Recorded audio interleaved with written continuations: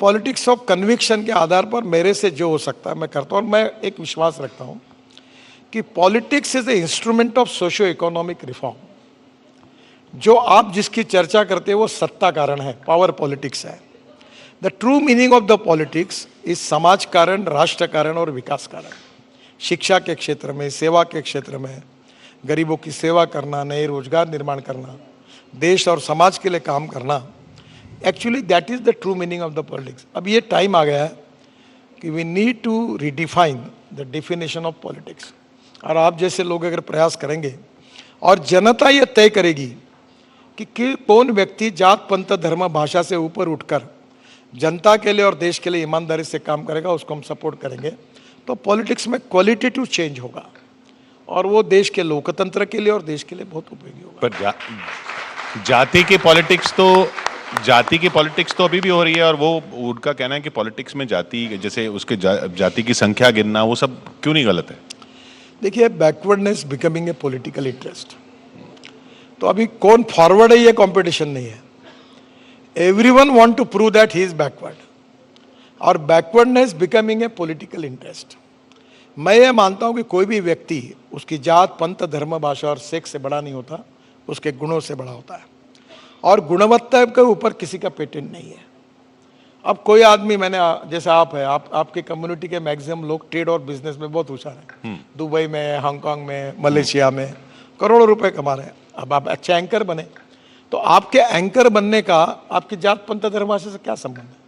आपके पास वो क्वालिटी थी, आप बन गए। कोई एक्टर बनता है तो कहीं ना कहीं कोई लेखक, उसकी जात कौन सी है इसके आधार पर उसका मूल्यांकन नहीं होता। वो क्या लिखता है, उसके शब्दों में कितनी जान है, ताकत है, इसके ऊपर होता है। कभी ना कभी कोई क्रिकेटर है तो वो क्रिकेटर कौन से स्टेट से आया है और कौन से जात का है, कौन से धर्म का है, कभी नहीं होता। अभी मेरे दो अच्छे मित्र हैं, सचिन तेंदुलकर और सुनील गावस्कर, और मैं क्रिकेट खेलता था, दोनों भी आइकॉनिक ये प्लेयर हैं। तो मैं जब दोनों मेरे घर पर आए तो मेरे मन में एक था कि क्रिकेट में ताकत चाहिए। अब आपको कितना याद है, मैं उस समय क्रिकेट का बड़ा शौकीन था। उस समय वेस्ट इंडीज की टीम में लॉयड, सोबर्स, कनाय, रिचर्ड, ग्रीनिज, वो अलग टाइप के प्लेयर थे। तो मुझे वो था कि वो 6 फुट ऊंचा ऐसा, तो क्रिकेटर, बॉलर और बैट्समैन जो मजबूत है वही है। तो मैंने देखा, तो मैंने कहा सुनील इधर आइए, दीवार के खड़े रहिए। मैं देखा तो मेरे इतना ही। फिर सचिन तेंदुलकर को मैंने कहा मेरे बाजू में खड़े रहो, तो वो भी इतना ही। फिर तेरा हाथ दिखा तो मेरे से भी छोटा। तो मैंने कहा यार तुम इतने अच्छे स्ट्रोक मारते हो, ये करते हो, तुम्हारे में तो कोई ताकत ही नहीं, कोई लॉयड और रिचर्ड जैसे तुम मजबूत भी नहीं हो। और वो बड़े बड़े प्लेयर को उनने धुलाई की। तो उन्होंने कहा देखिए Nitin ji, cricket is a game of skilled, कौशल्य का गेम है। तो वैसे हर क्षेत्र में हम लोग जो कॉमन मैन सोचते हैं, पहले मुझे लगता था कि जो व्यायाम करेगा, जो बहुत अच्छे मसल करेगा, वो अच्छा बैट्समैन बनेगा, अच्छा बॉलर बनेगा। पर दुर्भाग्य से ऐसा है कि जो कोई बहुत छोटा सा रहता है, पर वो आपको याद होगा एक चंद्रशेखर नाम के बॉलर थे। जी जी बिल्कुल, बी चंद्रशेखर, उसको पोलियो हुआ था। हाँ, वो गुगली डालता था, उसी वजह से तो उनका अजीत वाडेकर कैप्टन थे और लॉर्ड्स पे मैच हुई थी।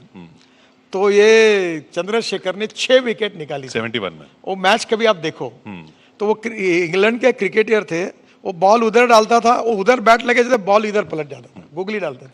उसने 6 विकेट निकाले। तो कहीं ना कहीं जीवन ये कौशल्य का, परिश्रम का और एक्सपर्टाइज हासिल करने के लिए अनुभव और मेहनत का ये गेम है। इसमें जो जो अपने क्षेत्र में जितने डेडिकेशन से काम करता है और उस कला को, स्किल को आत्मसात करता है, उसी के आधार पर उसका मूल्यांकन होता है और वो बड़ा बनता है। आप क्या करते थे क्रिकेट में? मैं बैट्समैन था। Batsman, opening? नहीं, मैं वन डाउन जाता था। अच्छा, मेरी गलती यही होती थी कि मैं पहले बॉल से धुलाई करने की शुरुआत करता था। आपको याद है एक संदीप पाटिल करके क्रिकेट? जी बिल्कुल, हमारे साथ हैं, न्यूज़ 18 में ही है अभी। वो मुझे बड़े पसंद रहते थे। जिस जगह आवाज लगा उस तरफ छक्का मारते थे। और एक गुजर गया अभी, ये शायद मुझे लगता है बहुत सलीम दुरानी। सलीम दुरानी। तो मैं उनका बड़ा, वो राजस्थान से खेलते थे, हनुमंत सिंह कैप्टन रहते थे।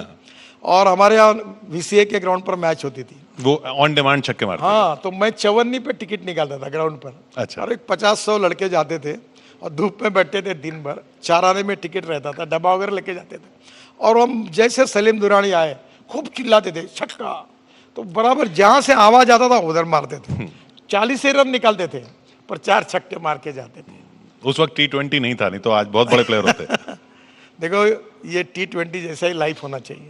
अच्छा। एक बापू नाडकर्णी करके प्लेयर थे, हाँ। बहुत पुराने इतिहास। हाँ, वो 8-8 घंटे खेलते थे, रन नहीं निकालते थे, बट विकेट कोई नहीं लेता। विकेट नहीं, वो मेडन जिंदगी, एक डायलॉग आया है हम्म, कि जिंदगी छोटी हुई तो चलेगी, पर जिंदगी ऐसी होनी चाहिए कि जो कुछ करके दिखाना चाहिए। तो ये वनडे क्रिकेट का जो मंत्र था, वो हमारे यहाँ लोकमान्य तिलक जी ने कहा है कि एखादा व्यक्ति कितने साल तक जिया है ये महत्वपूर्ण नहीं है, वो जीवन उसने कैसे व्यतीत किया ये ज़्यादा महत्वपूर्ण है।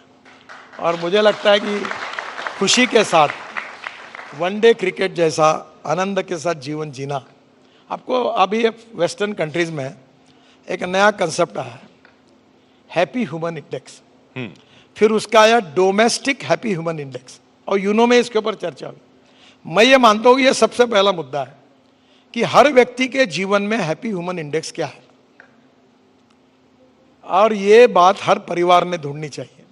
जब गरीब थे तब खुशी थी, जब धनवान बने, बंगला बना, मर्सिडीज गाड़ी आई, घर में कलह हुआ, झगड़े हुए, विवाद हुए और खुशी चली गई।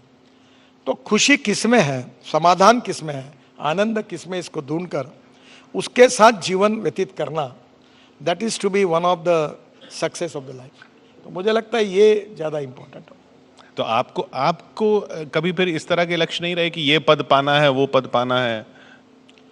सर ये बिल्कुल मेरे पर विश्वास रखिए।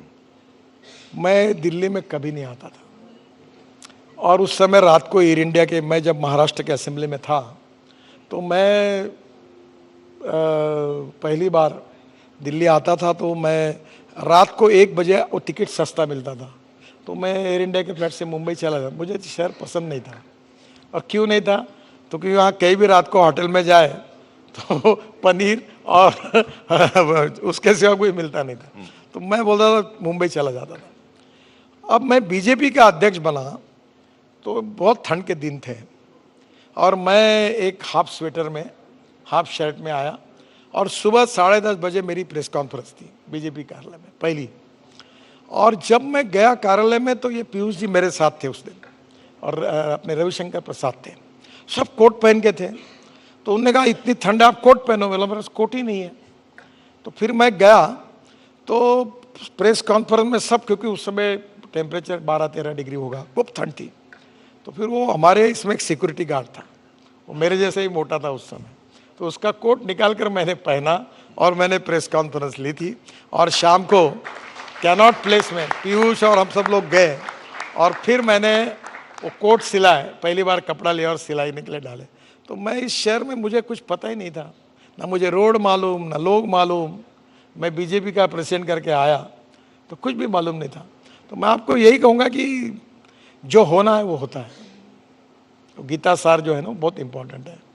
और आप एक काम करो, आप कर्मण्ये वाधिकारे से माँ फलेषु कदाचन, आप काम करते रहो, और काम करने के साथ जनता की अदालत में आप काम करोगे, लोग न्याय देते हैं, और मेरा इस पर विश्वास है। काम करते रहना चाहिए, और धीरे धीरे लोगों के आशीर्वाद मिलते रहते हैं, सपोर्ट मिलता है। मैं भी मेंबर ऑफ पार्लियामेंट हूँ। अभी मैंने बीच में कहा था, उसका गलत अर्थ लोगों ने निकाला, कुछ उल्टा लिखा। मैंने कहा मैं अगले चुनाव में अगर खड़ा रहूँगा तो मैं पोस्टर बैनर नहीं लगाऊंगा, मैं जनता के हर जगह जाकर उनका आशीर्वाद लूँगा, और मैंने किए हुए काम का सोशल मीडिया का उपयोग करके उनको बताऊँगा। मैं कोई पार्टी नहीं दूंगा, कोई नाश्ता चाय पानी नहीं करूँगा। जनता को उचित लगे तो मुझे वोट दे, नहीं तो ना दे। मैं अपने काम के ऊपर केवल लोगों का आशीर्वाद लेने के लिए जाऊँगा।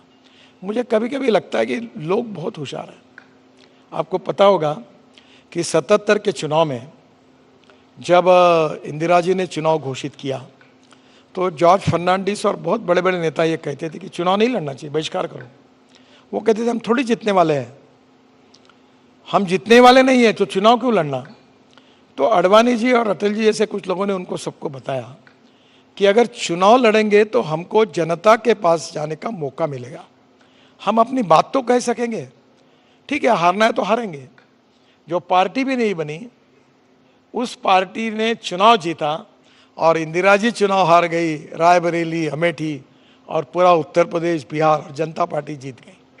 तो जनता ये इतनी होशियार है और अपने सामाजिक, आर्थिक, शैक्षणिक इशू के आधार पर अपने राजनीतिक मतों को तय करने की काबिल है।